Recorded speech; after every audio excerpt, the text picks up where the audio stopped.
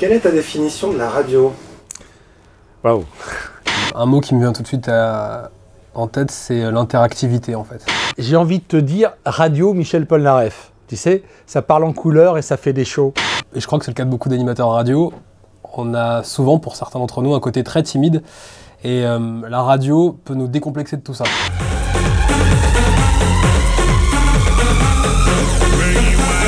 La bombe de Maître Gims sur Skyrock, c'était Warano Style.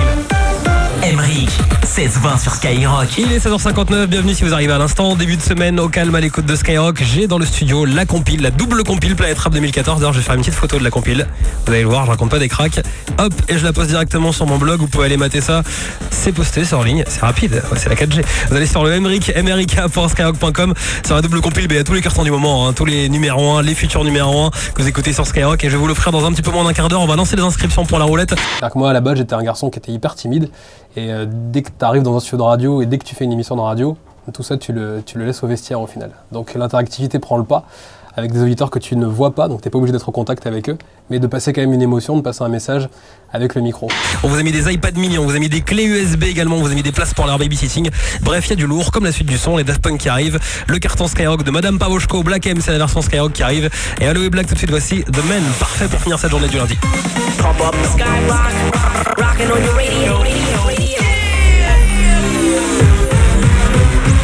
Skyrock, Urban Music. C'est une boîte magique. Voilà, j'aime bien le mot magie. C'est une boîte magique qui te transporte. C'est une passerelle vers tout, vers la musique au sens large du terme, vers l'information, vers l'humour, vers l'humeur, vers le jeu. Avant, il n'y avait pas tout ce côté qu'on a aujourd'hui et que j'aime bien d'ailleurs, hein, qui est la partie réseaux sociaux, internet où on nous voit, mais avant tout passait par la voix. Donc forcément, c'était hyper facile et hyper excitant de tout faire passer par la voix et de montrer justement qu'on n'est pas la personne qu'on est dans la vie, à savoir quelqu'un de plutôt timide, plutôt réservé, mais on pouvait complètement se lâcher et être en communion avec les auditeurs qui écoutaient la radio. Moi, je te propose, parce que je trouve tes sujets très intéressants, mais toi, on ne te voit jamais. Et toi aussi, tu as des choses à dire sur la radio, donc je propose de te piquer ta caméra et puis de te poser quelques questions si tu veux bien. Avec plaisir. Qu'est-ce qui t'a poussé à faire cette série de sujets sur les animateurs de radio en leur demandant quelle est leur définition de la radio? Un élément fondamental, déjà je suis passionné de radio et puis à côté de ça j'aime faire de la vidéo, c'est un loisir qui me plaît beaucoup. Bon allier les deux, voilà, c'était assez simple pour moi. Donc je pense que la meilleure définition de la radio et le meilleur moyen de la conjuguer, c'est d'être dans une radio comme Skyrock où il y a une liberté qui est palpable, que ce soit dans les locaux, dans l'esprit de ce qu'on fait ici. Et oui, c'est au service de l'interactivité. Ça, c'est le synonyme de la radio pour moi. Moi, je suis un radio addict. C'est une vraie addiction. Je dirais une addiction avec des effets secondaires positifs. C'est un par ennemi non-stop sur Skyrock avec Jay-Z et avec Justin Timberlake. On va écouter Holy Grail sur Skyrock. Bon, vous n'êtes pas prêts, mais dans moins de 20 minutes, je vous fais découvrir le son de La Crime, qui est numéro 1 sur iTunes depuis ce matin. Quelles sont les personnalités qui t'ont le plus marqué en radio? Il y en a beaucoup. J'ai été marqué pas mal par RTL. Max, à l'époque de Fun Radio, que j'écoutais énormément. Donc il y avait un type qui s'appelait Bernard Chu, qui est décédé, qui était surnommé Archu et qui faisait le hit des clubs WRTL. Et voilà, lui avait une aisance, avait un feeling particulier. J'ai beaucoup aimé ce type qui a bossé aussi beaucoup avec Georges Lang. Georges Lang aussi, les nocturnes de WRTL, ça m'a bercé pas mal. D-Fool, donc forcément c'est plus qu'un plaisir de travailler avec lui aujourd'hui et de savoir qu'il m'a passé un coup de fil quelques années plus tard, c'était inespéré. D'ici là, il y a la roulette qui va tourner. Je vais vous prouver que c'est pas du mytho. Il y a Fab qui est au standard, qui est en train de prendre vos appels. Je me connecte d'ailleurs avec Fab. Hop, Fab, t'es avec qui au téléphone tout de suite? J'étais avec Johan. Qui ça? J'étais avec Johan. D'accord, ok. Bon bah Johan peut-être en ligne dans quelques minutes. Hein?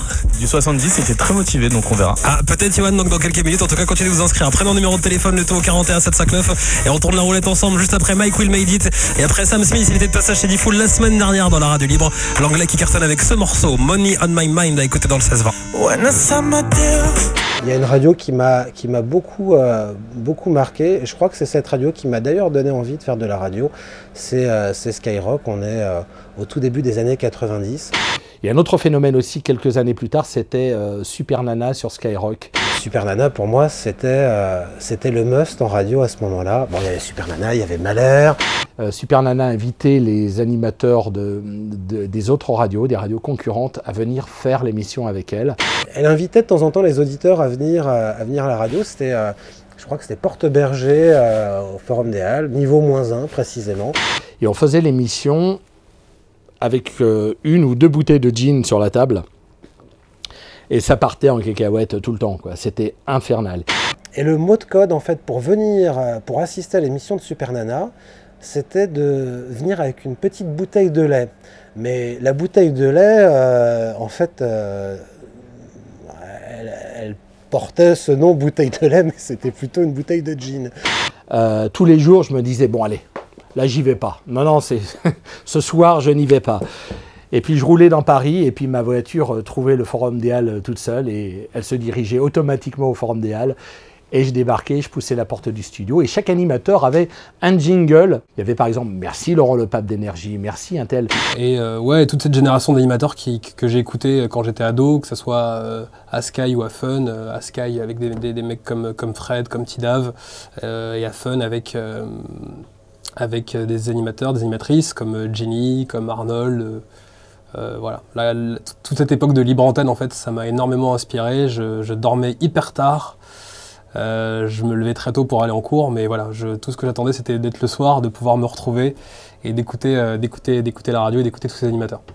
Il y avait des jingles personnalisés, mais il faut savoir qu'il y a quand même un certain nombre d'animateurs parisiens qui se sont fait débarquer à cause de cette émission-là, puisque Super Nana faisait un zapping, ça c'était culte, elle faisait un zapping des radios, elle disait par exemple... allez, on va aller sur Chérie FM.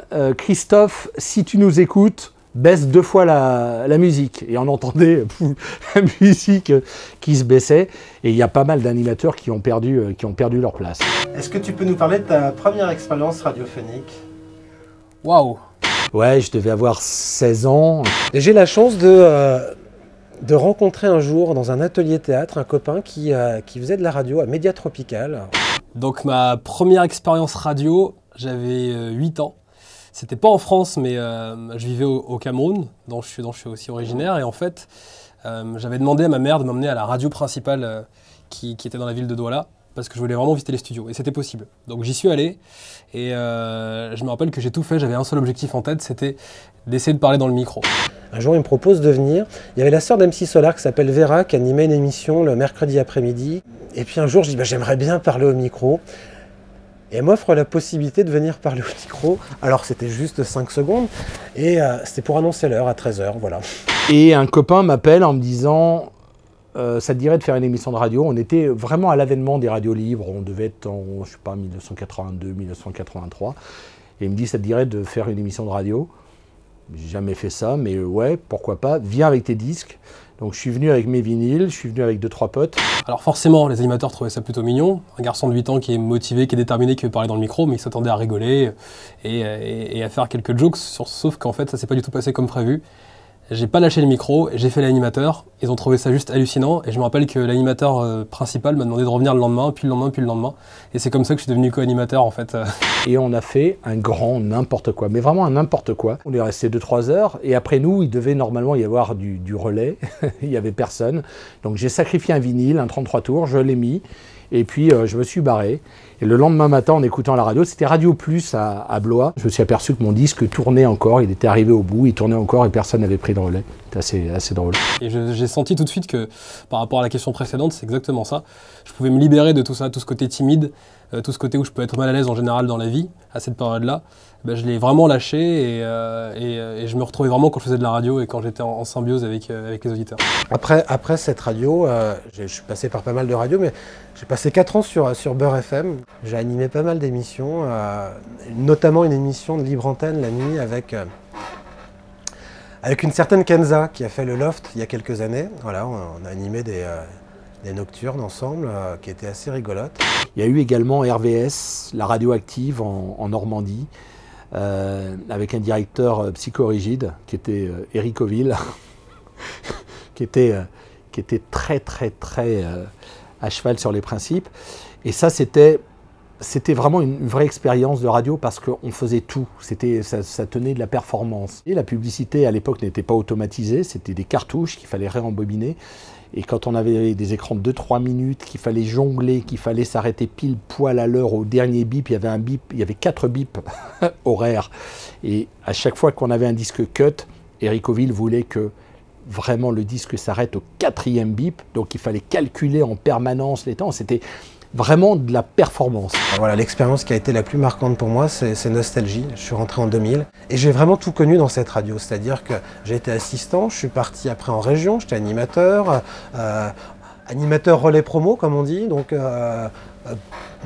négocier les partenariats, les jeux, poser les banderoles sur les manifestations. J'ai beaucoup aimé Énergie.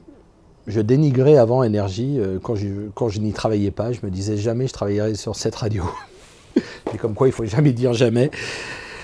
Et j'ai eu la chance, entre guillemets, d'avoir un grand espace de liberté. Je ne pensais pas que c'était possible sur Énergie. Quand je suis arrivé à Énergie, j'ai demandé tout de suite à Christophe Sabot, le directeur d'antenne, je lui ai demandé quelles étaient les règles d'antenne. Et il m'a dit, règles, vas-y, fais. Et fais, vas-y, mets ta personnalité. Et puis, si c'est pas bien, on te le dira. Et puis après, j'ai eu la chance de revenir sur l'antenne nationale de Nostalgie. Pour moi, c'était une belle boucle en fait, parce que je regardais derrière le bureau du Standard où j'ai été quelques années auparavant. Je me dis, bah tiens, j'ai fait un joli chemin dans cette radio. Et je suis resté près de 10 ans dans cette radio et je me suis vraiment régalé, vraiment. Je pense que les radios vivantes, c'est l'avenir de la radio et ça peut passer par plein de choses, par plus d'interactivité, par plus de vidéos, parce que mine de rien, en 2014, et les nouvelles technologies, on doit s'en servir comme nos amis et pas nos concurrents. Donc je pense que la radio de demain, elle devrait ressembler à ça, quelque chose d'encore plus connecté et de se servir de tous ces moyens, parce que là, on a tous les moyens d'être connectés. Je veux dire, en tweet, on a directement un rendu de ce qui se passe, on a un telex, nous, à Skyrock, on voit tous les messages des auditeurs seconde par seconde, ou dès qu'on fait quelque chose, même de bizarre sur l'antenne, eh bien, ça s'est répercuté directement dans les messages. La radio de demain, elle doit être forcément celle-ci, quoi.